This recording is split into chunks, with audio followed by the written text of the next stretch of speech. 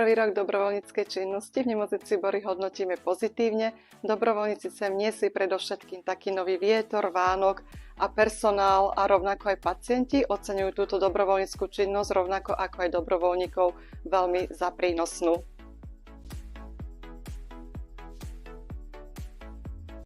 Cez web stránku, Instagram alebo Facebook a keď by nás ktorýkoľvek dobrovoľník videl na niektorej zo škôl, tak sa môže prihlásiť aj týmto spôsobom.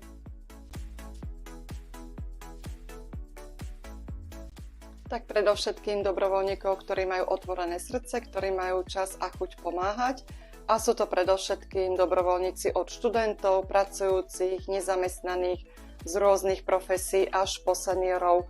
Jedným slovom povedané, každý, kto chce ten svoj čas venovať našim pacientom a odbremeniť náš personál, tak je srdečne vítaný.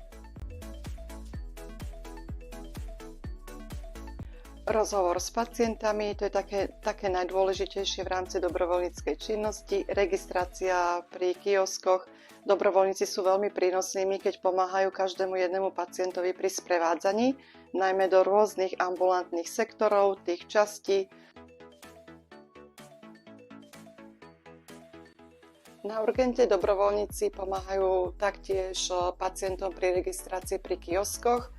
Keď je potreba, tak dobrovoľník podá pacientovi vodu alebo ho rovnako ako aj na lôžkových oddeleniach sprevádza do ambulantných častí, kde potrebuje sa pacient dostať na vyšetrenie a prípadne aj krátkym rozhovorom.